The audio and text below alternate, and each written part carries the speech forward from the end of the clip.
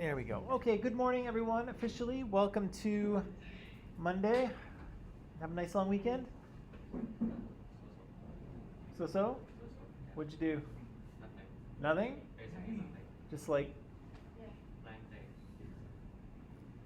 day. flat? Nothing? Nothing. Nothing at all. Yes. Nothing at all. No? So Nothing. tired. You're so tired. Why are you so tired? Because of what? School. Because of school? Yeah, school is tiring. Oh, you poor things. Poor things.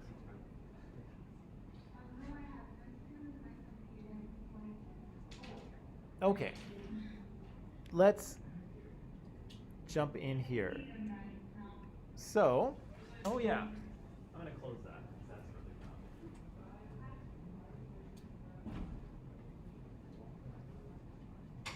All right. So, on Thursday we were talking about our good friend Ashoka here, right? And Ashoka was one of the earliest emperors, I guess, or sort of Maharajas, or whatever you want to call them, in India. He kind of inherited this empire from his grandfather, Chandragupta Maurya. And we said he was kind of an interesting character because he, assumed the post of kind of king or emperor. He got into a few battles, but then he kind of came to a realization. But let's talk about these questions because I asked you them on Thursday. How do historians let me try that one more time. How do historians learn of the existence of Ashoka? Because he was forgotten. Basically, they found something like written in Sanskrit, and they thought like, oh, maybe it's something important from the past, and it's Yeah, there was a stone, right, with some writing on it. Speaking on the soul. Yeah, this writing on the stone. A historian, I don't have his name here, but he suspected maybe it was an early form of Sanskrit, and so he did some homework, and sure enough, he discovered that it was an early form of Sanskrit. He figured out how to read it, and it told the story of this Indian king Ashoka, right? Who people had kind of forgotten about, right? And again, we said that he came to his idea of nonviolence through war, right? He would engage in a war, and then at the end of the war, he was like, this is a tragedy, right? Everyone is cut off from the people that they love. Everyone is hurt by war.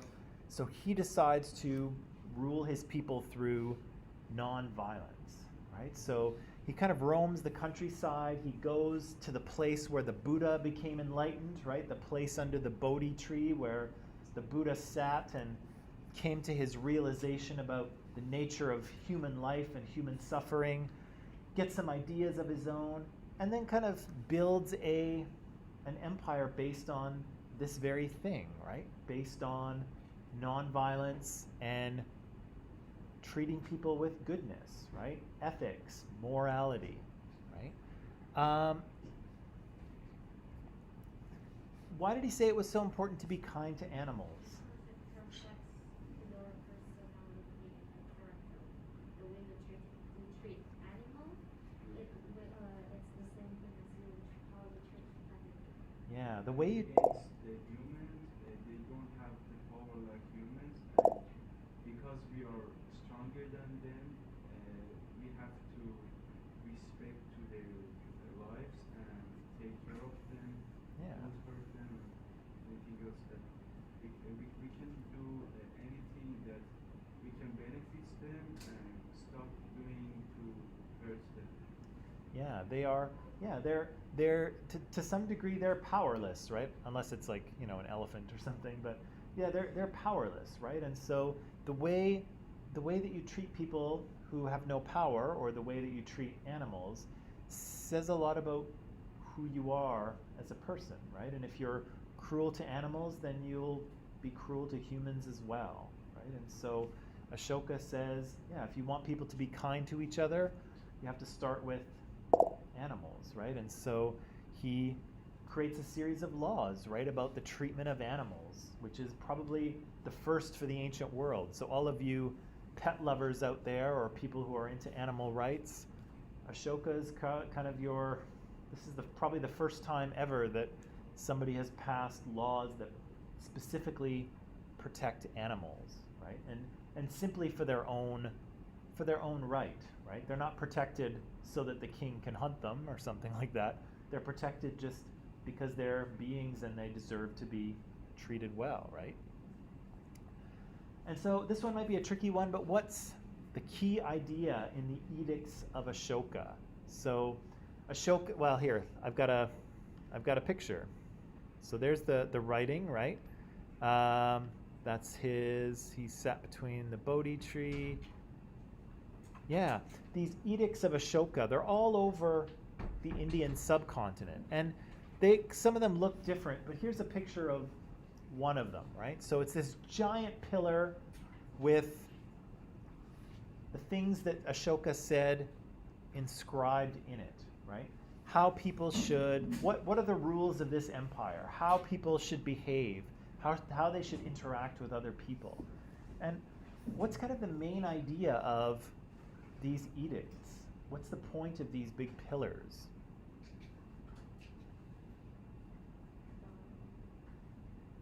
What's that? No, you always say that. That's like that's your go-to answer with Ashoka, but it's not Dharma. Can you repeat your question? Yeah. What's the kind of what's an important what's the key message in these kind of edicts? Key message. To always remember them to be kind to each other. Right? Always remember to be kind to each other, sure. Brainwashing. Say again? It's a brainwashing. It's brainwashing? Yeah. Like his citizens always say this every day. And we keep remind this in their brain. And like the edict is like the expectation of Ashoka to their citizens. Like, I expect you to become a person like this. Yeah, it's the expectation, right? These are the rules of behavior, right? I wouldn't go so far as brainwashing, especially keep in mind that most people probably can't read this, right? So they need it to be read to them. But there it is, right? And so yeah, it's a reminder, right? It's a big reminder of who's in charge, Ashoka, and it's a big reminder of the rules that we now live by, right? Because how big do you think this thing is? Quite big, right? It's not a tiny little thing in the back corner somewhere. It's right in the middle of the city, and it's this giant pillar that rises to the sky, I right? think they put it in the middle of the city because every day, every people should see that and remind in his mind. Exactly, right? It's going to be put right in the center of the city where everyone can see it and everyone can be reminded that, Ashoka is the king, but also these are the rules, right? And even if you can't read it, as long as somebody has read it to you once, at least you can remember, right? And you can look at it and you can say, I can't read all that, but I know what it says, right? And I know what the rules of this society are, right? And maybe most importantly, not most importantly, but another important thing, where do these rules come from? Where does the message come from? After Ashoka experienced the war, finished the war and he went to the Bodhi tree. He realized something. Yeah. Yeah. So the message here comes from, you're saying it comes from Ashoka, right? Yeah, which is really interesting, right? Because again, in the ancient world, and even in the modern one, where do the rules come from often? Yeah, they often come from up there, right? I would say it's from God. Even is made by human, like it's human created. Because it's like a traditional stuff that like sacrifice to do. So they say it's come from God, but actually they made by themselves. Well, yes. But like in here they say it's made by Ashoka. Well, yes. But Yeah, it's very interesting, right? Because the tradition that I was raised in, like I was raised Catholic, and the story that I was told, of course, is that Moses goes up the mountain, right? He goes up to Mount Horeb, and God is up there, and God writes his rules on the stone tablets, right? The 10 Commandments. And then Moses brings them down, and of course, if you know the story, the Israelites are in the process of worshiping a golden calf, and Moses kind of loses his marbles for a few minutes, but effectively, the rules are from God, right? Moses doesn't make them up. God, according to the story, God writes them down in his own hand, and Moses comes down and says, these are the rules, right? This is what Yahweh says are the rules, right? But Ashoka is doing something really different here, right? He's not saying that the gods say these are the rules. He's saying that I'm saying these are the rules, right? These are the rules for us to live down here. There's really no mention or reference to up there, right? This has nothing to do with the gods, really. It has to do with Ashoka and with humans, right? It has to do with human rights. So this is a very secular approach, right? This is a very non-religious approach to something that is usually within the realm of religion, right? Usually the gods tell us what's right and wrong, right? Usually the gods teach us morality. And here Ashoka is saying, no, this is what we need for morality. We need ethics. We need human rights. We need non-violence, right? This is what we need, and it's radically different from lots of other places. Yeah. Honestly talking, no one can hear the God, and maybe those one say that these rules come from God. Maybe they wrote it themselves, and then because to get the accept from the people, they say it's God reason, but I think honestly it's their own reasons or rules. Well, yes. So I think he was honest with the people Yeah. and show his rules and wrote by himself. yeah, and it depends on who you talk to, right? Like, you know, if you talk to, let's say, a very devout Christian, right? They will look at the Bible and they'll say that this is the Word of God, right? This is the book of God. This is what God says. If you talk to a historian or a non-believer, you'll say, yeah, this is a book that a bunch of people wrote over a long period of time, and Christians believe it to be the Word of God, right? And so who bring that book? Do you know who bring the book that it means the God rules are in that book? ask me that one more time. You say there is a book that there are the God rules in that, right? For Christianity or for, yeah, so it's in one of the books of the Bible that the story is described. And the story is Moses goes up to the mountain and God gives him the 10 commandments, right? The 10 rules that you must live by if you are to be a chosen person of Yahweh, right? But again, it depends on who you ask, right? Because a devout Christian, someone who believes, will say, that is the Word of God, right? A non-believer will say, that's something that someone wrote and then said is the Word of God. And you're right here, Aryan. Here, there's just no kind of reference to God at all. And so I guess in some ways he's being very honest, but also I think in India here we've seen a pattern of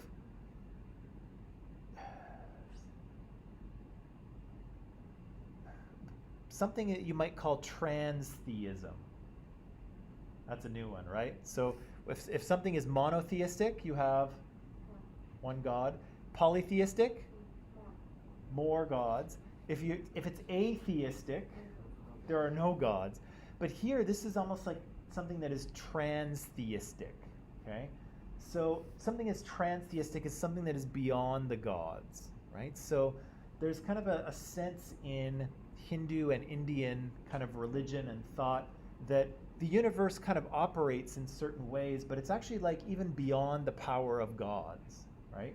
So gods are powerful beings, but even they are subordinate to the way that the universe operates, right? And so even gods are somewhat powerless within the sort of structure of the universe. They're more powerful than us, but they can't do whatever they want, right? Because the universe operates in a certain way. And that's kind of what's happening here, is that Ashoka's not saying there are no gods, but Ashoka's saying that there's a different way to make rules, right? There's a different way to live, right? And it can be according to human rules, not divine ones, right?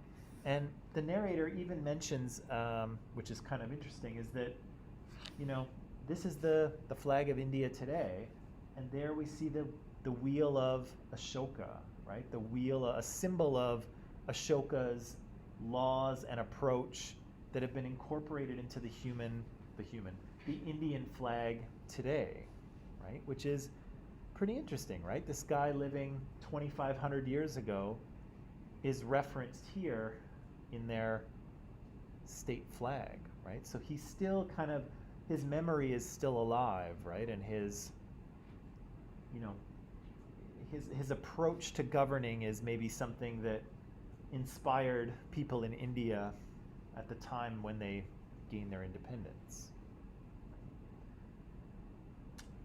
Interesting. Anything else we should add or say based on what we saw on Thursday? I know it was a long time ago, but what's that? No? We got it covered? Where does he saw the war? He's invading, I think the narrator says that he is invading a kingdom called Kalinga, which I believe is somewhere in northern India. It might be in the modern province of Punjab, but I am not sure. But yeah, I think in the documentary they mentioned a town that's a modern town that's nearby, but I forgot the name of the town. But I think he's in northern India when he realizes that. Say again? How do I say Kalinga? Kalinga.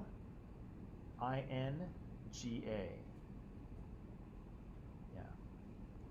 Okie dokie. So, next thing I have for you here is just a short reading that talks about Buddhism and Hinduism kind of into the Common Era. So, from the time of kind of Ashoka around 300 or 400 BC, all the way to kind of the end of the BCs and the early kind of year 1 and year 2 of AD or CE, okay? So just a couple questions. Why Buddhism becomes popular following the death of the Buddha. The difference between Theravada and Mahayana Buddhism. We said that Buddhism kind of splits into two different branches, and so they'll talk about that. As Hinduism continues to develop, we see the creation of the Dharma scriptures. What do we learn about the roles of men and women from those Dharma scriptures? And the most popular gods, and who are they like? So does it have like it's a movie that we should like it's a film? what is? This question. No, the question is from the textbook. Oh. Yeah. Thanks. Okay. So I'm going to give you some time to read, and then we'll talk about these questions, and then we'll move on, and we'll tie up India because we're going to move on to China next. Okay? All right. Put some time on the clock. Felicia, how much time do you need? 20. 20? I'll give you 15. 20 minutes. Oh, we will have a quiz on Friday. Yeah. About what? About classes 17 to 27 or 28. Is that what I said? Sir, we have on Friday. Can we have it on Monday because you have quiz like some writing from them interviews and Let me think about it. Let me think about it. But Okay. on weekends you have more times to study. That is true. Let me think about it. Okay, get to work, people.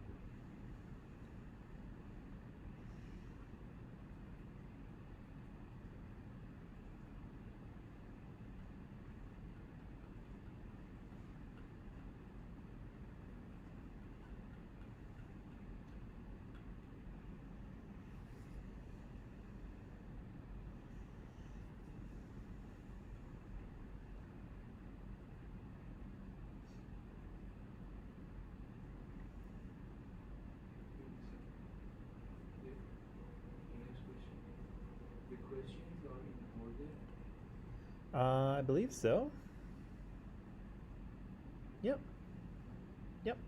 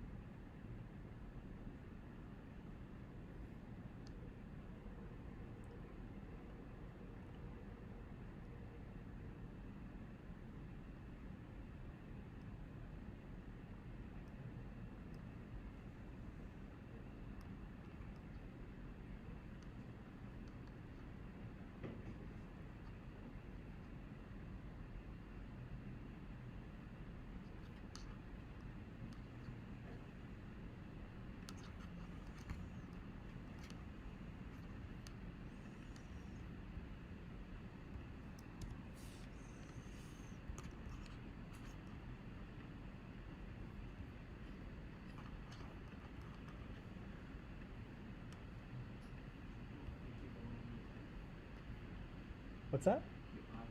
I added a little bit of time.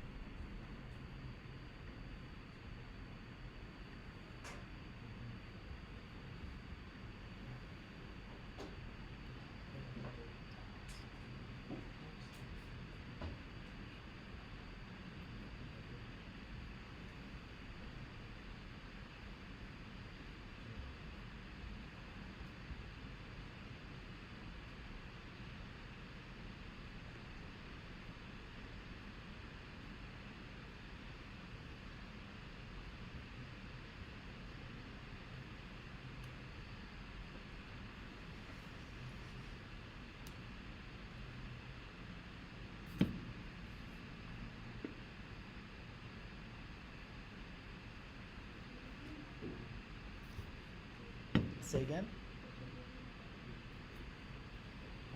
How much more time you need? Okay, 2 minutes.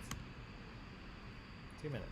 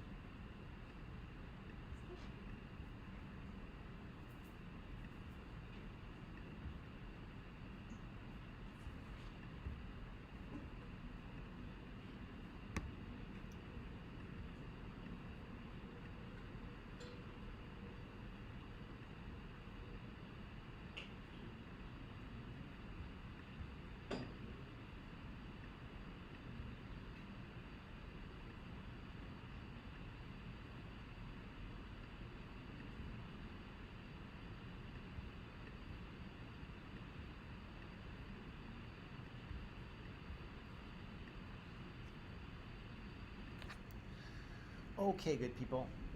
Let's talk about some of these things. So, first of all, why does Buddhism become popular in India after the death of Buddha? Buddha's just one guy. He's got a few followers around him, but somehow this sort of religion or spiritual system or whatever you want to call it, somehow it kind of catches on. What makes it so successful early on?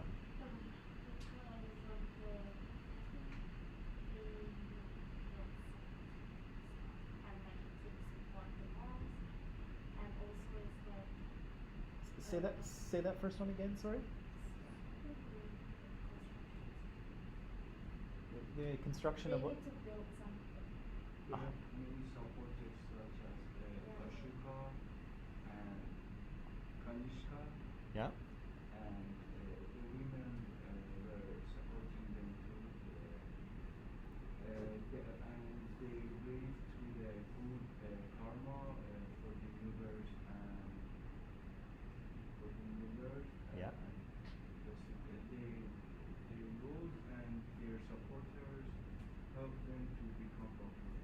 Good, yeah. So these Buddhist monks started to build sanghas, right? Little Buddhist monasteries, and they were supported by people all the way up and down the social ladder, right? From kings all the way down to just regular people. And Aryan says they were supporting these monasteries because of karma, right? These Buddhist monks did good things in the community, and so if you supported the Buddhist monks, then you were doing good for the community too, right? And that was good karma for you, right? So everyone's karma was kind of helped out by supporting these Buddhist monasteries. And so, yeah, people did, right? All the way from kings to just regular people, right? What else made Buddhism successful? Because it was more inclusive and less concerned with birth and social class, not like the vertical system. So, more people, like women can join a lot of people with less social class can join. Yeah. Yeah. So, like Kenneth says, it was very inclusive, right? And so in order to kind of participate in ritual things in sort of the Varna system, you had to be kind of a Brahmin, right? You had to be born into the priestly Varna. And if you weren't, well, I guess you're not going to be doing any religious ceremonies on your own, right? But Buddhism is open to anyone, right? Anyone can follow this path. Anyone can achieve enlightenment, right? It's really up to you. So you can see again how Buddhism is quite different from typical religions where, again, we said that there are spiritual people who can interact with the supernatural power, right? Sometimes priests or Brahmins or imams or whatever you want to call them. But here in Buddhism, anyone can do it, right? If you follow the path, if you do what the Buddha says, if you strive for enlightenment, anyone can be a part of this, right? Man, woman, child, anywhere from any part of society, anyone can do this, right? So, yeah, it's very inclusive, right? Anyone can join. And so there's this kind of split that happens here between this Theravada and Mahayana Buddhism. What's the difference between them? Can you say what yeah? For the Theravada, we can say it's come from the early Buddhism like studies. Yeah. That's come from Four Noble Truth. Yeah. That means that end their suffering and like hell, like survive and something like that. Yeah. But for the Mahayana, they believe that ideas, many ideas, and they like pray Buddha, yeah, pray Buddha like a god. Yep. Because of this, like some,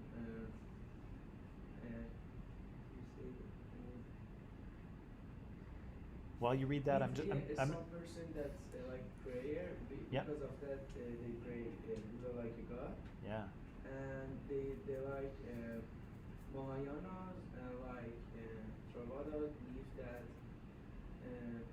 end of the like the suffering and sick and through faith in Buddha.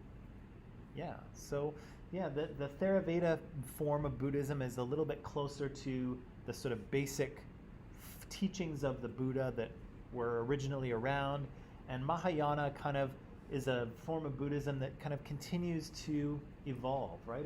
And in some ways it almost starts to look a little more like a typical religion, right? We have people worshiping, a particular deity, right? In this case, the Buddha. We heard some talk about, other realms, right? You can, when you die, you can almost like go on to like a paradise, heaven type place, right? There were like multiple heavens and different kind of Buddhas who had gone before, and so yeah, it almost starts to look like a little more like a regular religion, right? Whereas the original form is quite different from a religion, right? So yeah, it kind of evolves into these two versions, I guess, and I think it's natural that it does too, right? Because I think often, when you have someone who starts a religion, whether it's the Buddha or whether it's Jesus or whether it's Prophet Muhammad, you have one person who kind of gets things going, but of course then they die, right? And there's a lot of other questions that need to be answered. And so people who come afterwards have to kind of try to answer these questions and elaborate on the religion, right? So we had the Buddha who kind of articulated the core principles of Buddhism, and then other people came later and kind of elaborated, right, and added to and tried to explain things that the Buddha didn't talk about, right? Like the Buddha didn't address the fact that, well, he's the Buddha because he's attained enlightenment, but other people will attain enlightenment as well. And so are they also the Buddha? How many Buddhas are there, right? And so people start to have to try to explain how this works, right? And so, yeah, they do.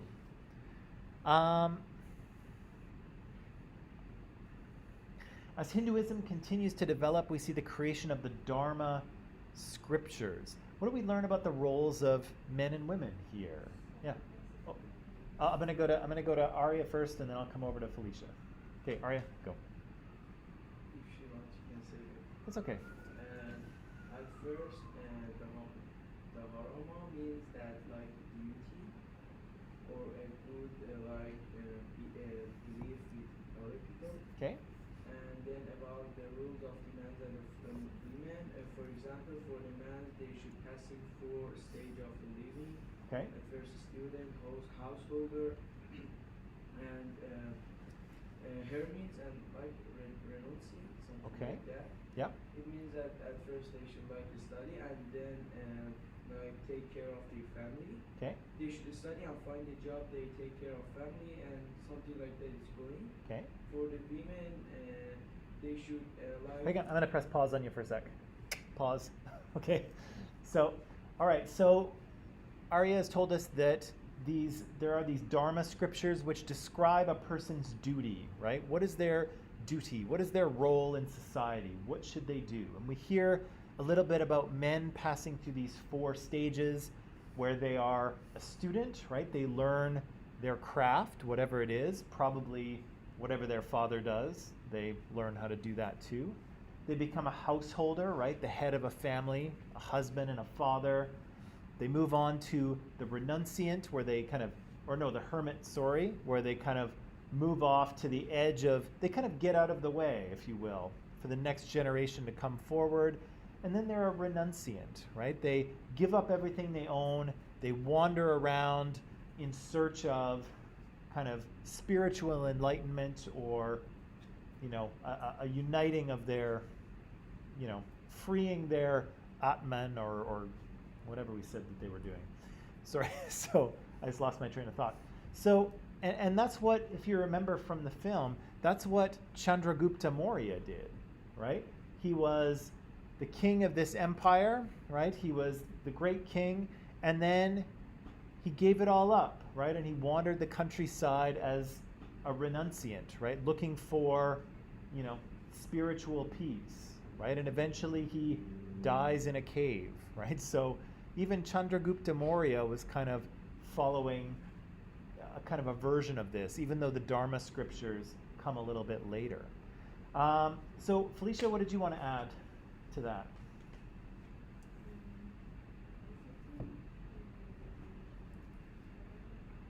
You gotta speak up a little more. Okay. What else? What else do we know about the role of women? Let's say.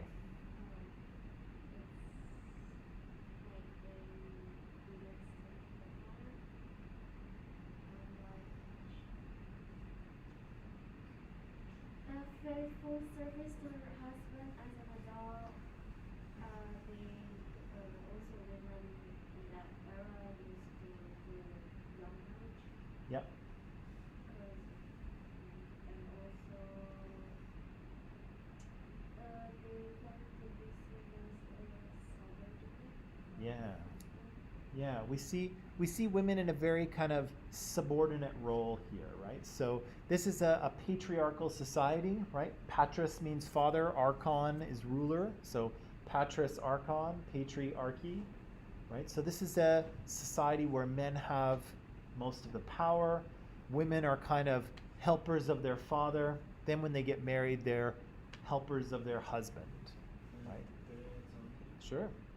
And like some of them, when they like husband dead or they like widow, and they were going to burn themselves with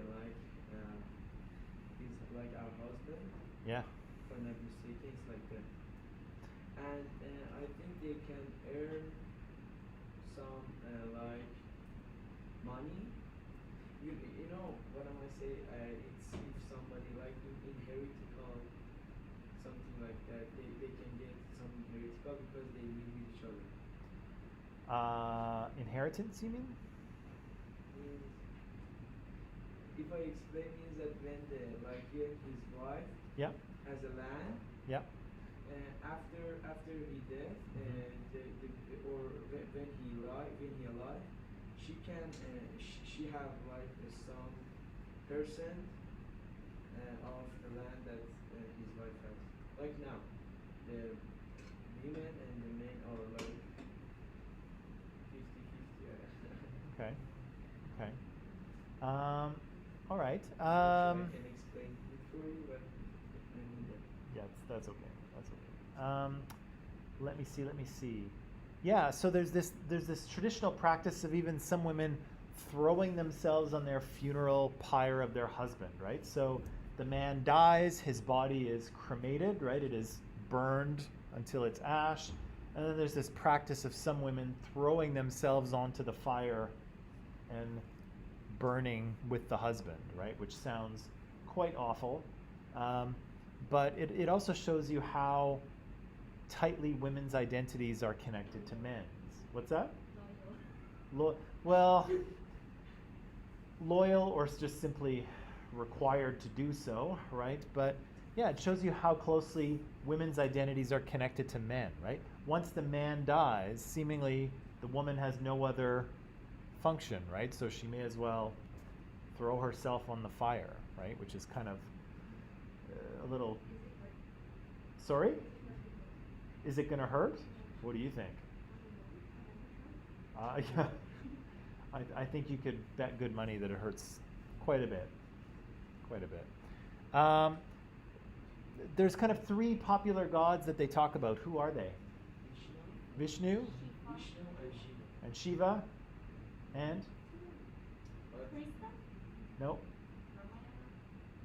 The Or most popular of them is Vishnu and Shiva. yeah, Vishnu and Shiva are certainly the most popular ones.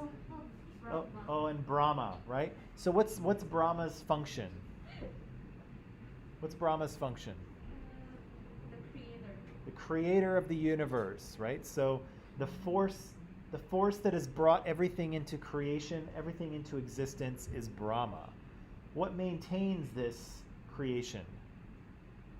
Or who? Vishnu? Yeah. So Vishnu is in charge of preserving this universal order as it exists. And then Shiva, what does Shiva do? Yeah, Shiva destroys it, right? So we said that just as people die and reborn, right? They're in that cycle of transmigration. The universe is kind of doing the same thing, right? The universe is being created and destroyed over and over again. And so these three gods are kind of manifestations of that cycle, right? Brahma creating the universe, Vishnu preserving it, and then at the end of the cycle, Shiva will destroy it so that Brahma can create it once again, right? So what are you laughing at? You like Shiva? The destroyer? Just because it sounds cool? Yeah. Okay. But Vishnu is like Vishnu is protect instead of made. Instead of like preserve, it protect from the. Well, and they mention it here in that both Vishnu and Shiva can have protective roles for people.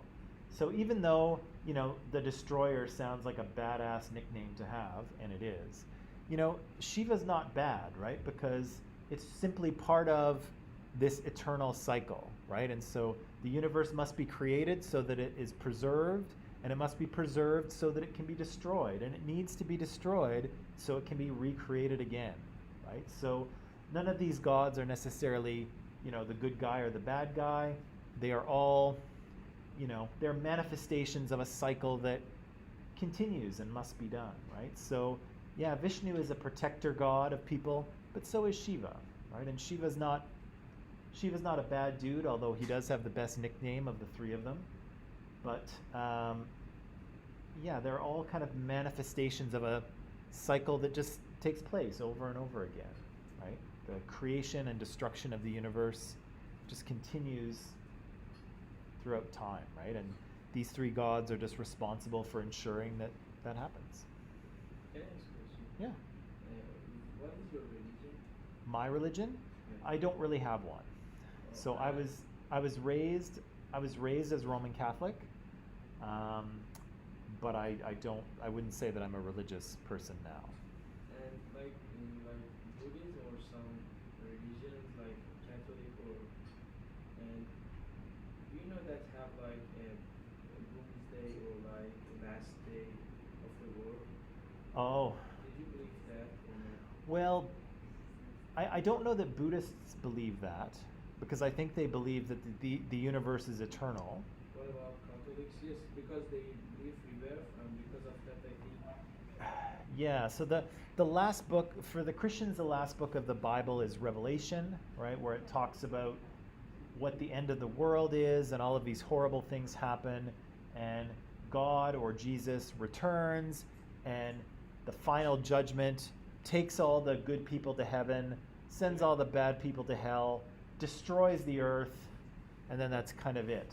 And everybody lives in heaven for eternity. Yeah, because in our language, in our religion like this, but the difference between our religion and Christian is they said that the gods and Jesus come, Yeah. but we say the gods and last are like we say Imam, Yeah. it's come, and means because I think just the difference between like Muslim and Jesus or Muslim and Christian or this. Yeah, they are. Well, And they. in our religion, we believe that like Shiva that destroy means like something. It's in the last day, not like rebirth. Well, yeah, and two things there is that first of all, yeah, Christianity and Islam are, they're kind of brother and sister religions, if you will, right? Because there's some overlapping in terms of some of the characters and events that happen in the Quran and in the Bible, right? Yeah. But the other thing that's interesting is that, again, it's how you divide up the universe, right? How do you explain the nature of the universe? Is it the responsibility of one God or is it many, right? And so the Hindus have said, well, we have this universe that works, but we're going to say that this part of it is this God and this part of it is this God.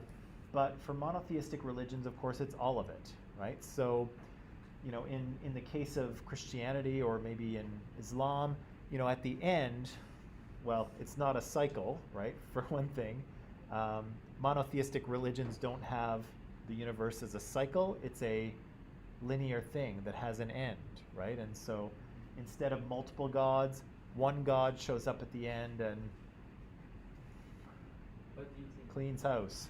What do I think? Yeah, you think that the world is going to be finished or not? Well, because I'm not a very religious person, I think if it ends, it won't be due to a religious thing. It'll be due probably to us. But that's just me. Okay, you want to take a little break? Yes. Okay, break time. Let's take a little break, and we'll come back in 10 minutes and summarize India.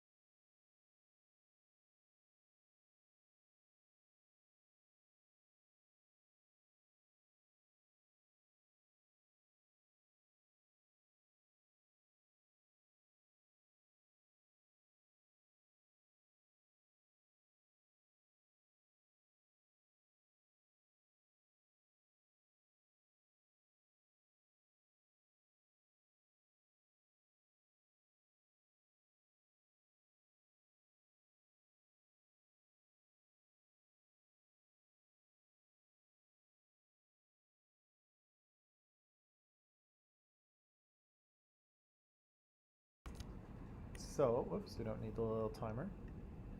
All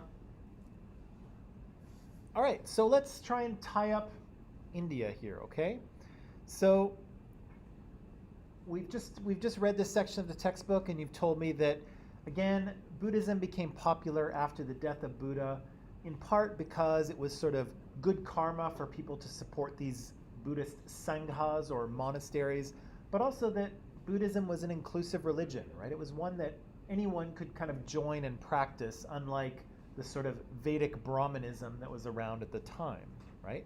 So there were these two versions. One was kind of the version based on the teachings of the Buddha. The other one kind of evolved and had sort of multiple Buddhas, multiple realms. You could worship the Buddha himself. There were bodhisattvas in there, and so it kind of was an elaborated form. Right? Nobody's listening to me, right? Yes. Okay, good. There we go. So we heard about, as Hinduism continued to develop, we saw these Dharma scriptures kind of added in, and it described the role of men and women. This was their dharma, right? Their duty, their sort of proper, the proper way that they should live their lives. And we heard about 4 stages for men, and kind of maybe 2 stages for women, or maybe 3, right? Where a woman was kind of at the service of her father, and then a supporter of her husband. And then should her husband kind of die before her, she would become a kind of a celibate widow, right? And or she would die with him, right, on a funeral pyre. We heard about sort of 3 of the main gods. Of course, Hinduism has many, many, many, many, many gods. But the 3 that we heard about here are Vishnu, kind of a preserver of the universe, but also kind of a protector, a hero, a warrior, right? We have Shiva here, who is the destroyer, but is also kind of a benevolent protector figure as well, right? So don't let the destroyer part, don't let it fool you. Shiva's a good guy too, but just has a particular role in the universe, right? And then Brahma, of course, the creator of the universe, who kind of works in collaboration with Shiva and Vishnu. Yeah. So,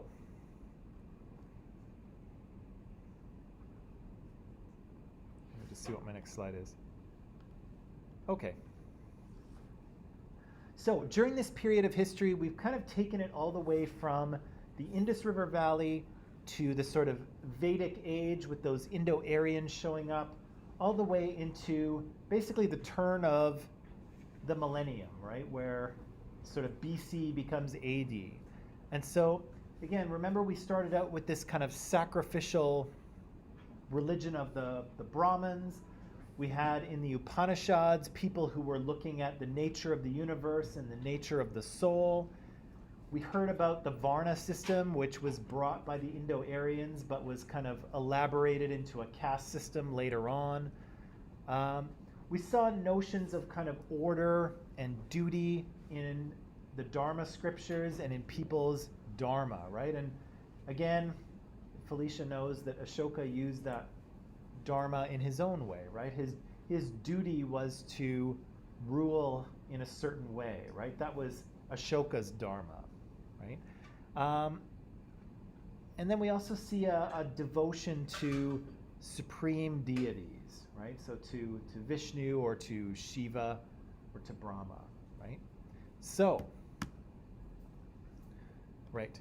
So that said, in this unit, we've kind of encountered a bunch of these things. And so, as we did with Mesopotamia and Egypt, I'd like to give you about 5 or 6 minutes to talk to each other and remember as many things as you can that fall under these categories, right? So culture and environment, right? So interactions between the physical environment and people's culture. Things that we've heard about in terms of politics or power or authority or governance. Interactions and exchanges, conflicts and conflict resolution, and values and beliefs. And the thing that's actually missing from there is cultural expressions. Okay, so don't forget. I'll just put that in there. Actually, hang on. Cultural expressions. There we go. So, I'm going to give you 5 minutes. Talk to each other and see if you can remind each other about as many things as you can that fit under these headings. Okay? Okay.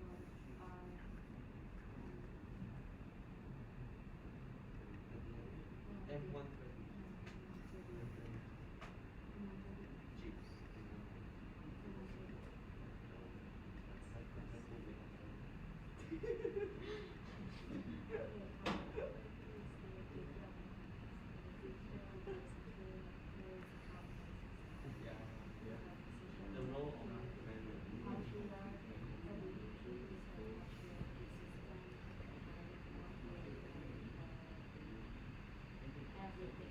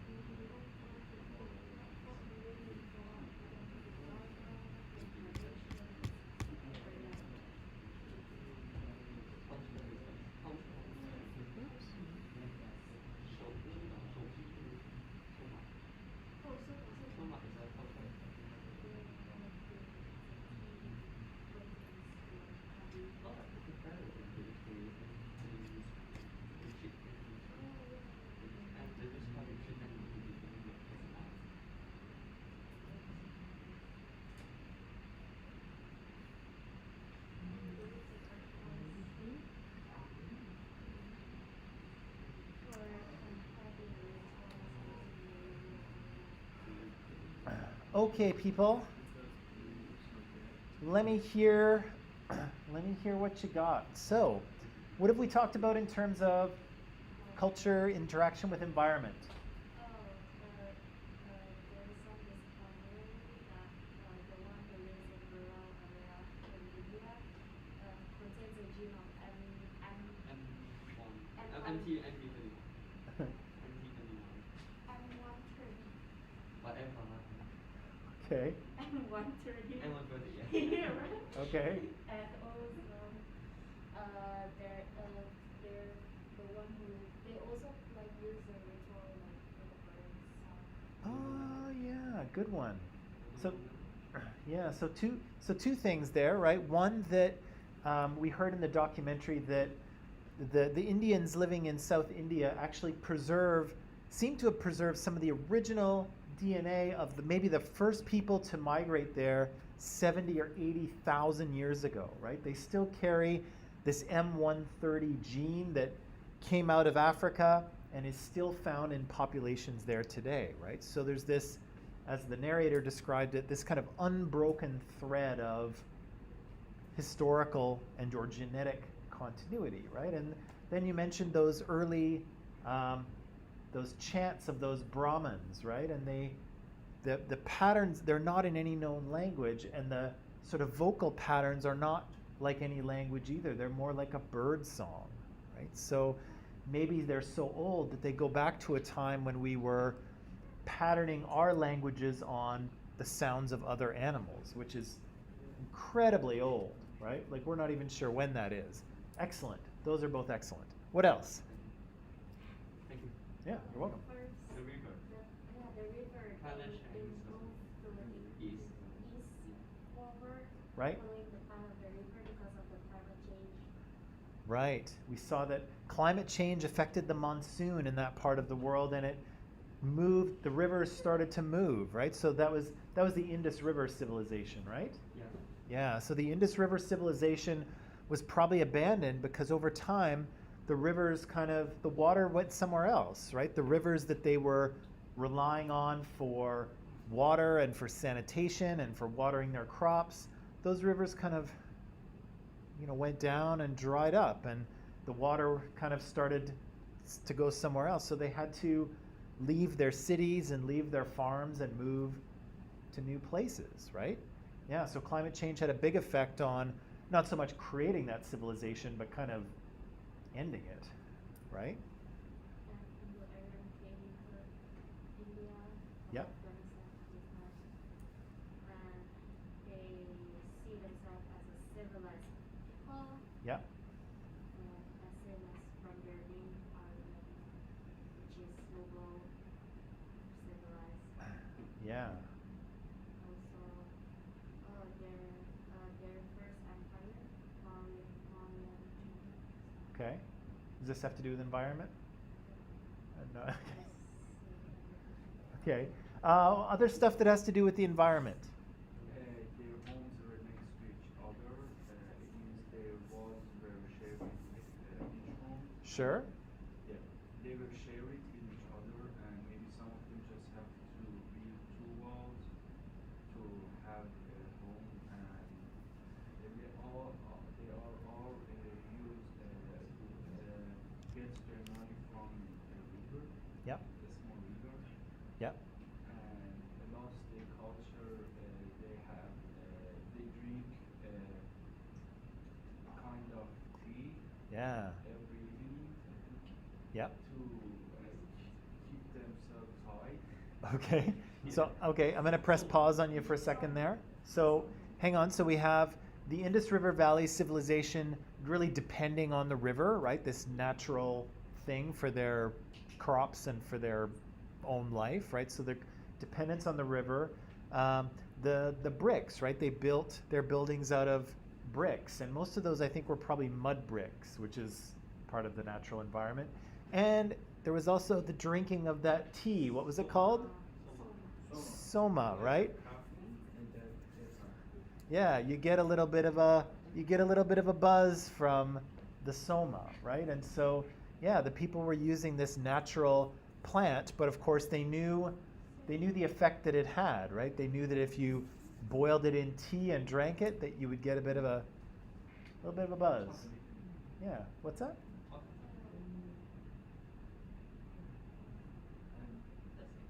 That's it? About the celebrations, they have a traditional celebration which that everyone go to a big area and some guys pour the colors on Oh yeah. their faces. Yeah, we saw, and I forget the name of the festival, and I don't know if this has to do with environment, but it was cool, where there's lots of color, right? And I have to say, India is great for color, right? They really like to use color culturally, it seems. But yeah, they were throwing all sorts of colored powder, right? And it was all over him, and he was trying to talk to the camera, and there was pink and yellow and all kinds of stuff falling on him, right? But yeah, but we saw that for sure. Any other cultural interactions with the environment? Oh yeah, yeah. The sort of the importance of kind of ritual or sacred bathing, right? So the Ganges became a sacred river, and of course, washing yourself in the Ganges is not only physically cleaning yourself, but also kind of ritually or spiritually purifying yourself, right? And so, yeah, we heard about that maybe all the way back to the Indo-Aryans, but still an important part of religion today, right? The washing of oneself, you know, in maybe a river, but certainly that particular one. That's a good one. What else? Yeah, is there anything else?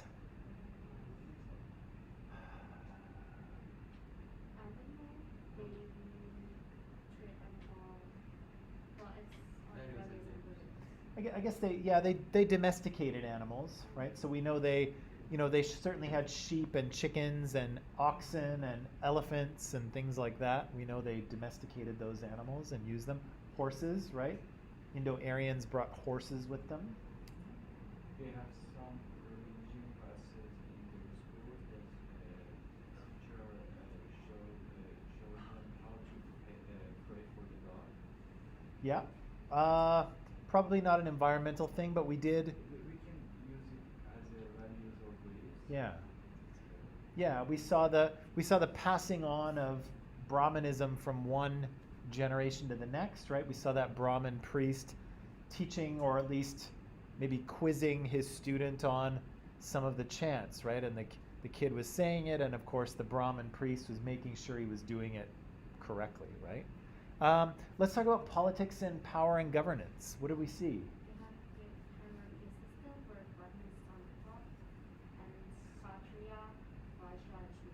Yeah, the Varna system, right, of kind of occupations, but also kind of social and kind of religious hierarchy as well.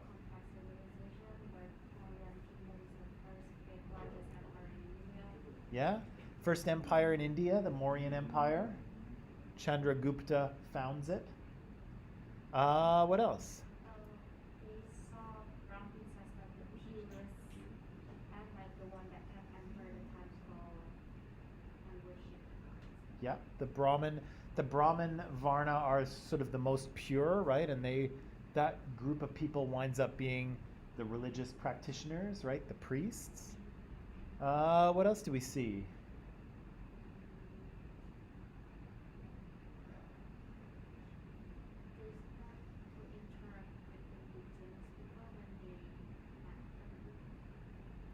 We saw what? Right. The Indo-Aryans kind of blend themselves in with the Indians who are already there, right? And they kind of slowly become one culture, if you will, I guess. I remember also reading about the Indo-Aryans where they had kind of clans, right? They had family heads. Yeah, they were patriarchal. They had family heads, and then they had a head of a clan, and then a head of a tribe, and a head of multi-tribes, right? So they had this kind of political structure, right, where some were almost operated as kings very, very early on. We heard about Chandragupta Maurya. Who else did we hear about? Ashoka, right? So not the first emperor in the Mauryan Empire, but an interesting one because of He ruled kingdom with Dharma. yeah, right? He tries to rule Virtue. yeah, not through force or violence, but through dharma, right? Through virtue. Anything else? Does that cover it? There is also interaction between Chandragupta and Alexander the Great's subordinate. Right. Seleucus. Yeah, Yeah. So interactions and exchanges. We know that the Indians in this period, well, in the later period that we dealt with, they were kind of bumping into the Greeks, right, or the Macedonians, because Alexander's army made it all the way to the western border of India, right? And Chandragupta got into a little conflict with Seleucus, one of Alexander the Great's generals, and then they decided to make peace, right? They decided to hug it out. They did, became friendly, but certainly they were interacting, those two cultures, right? Chandragupta's Indian culture and Seleucus's Greek Macedonian culture. Other exchanges and interactions.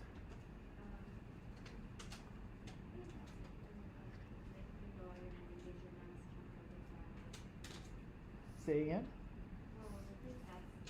You think that's it?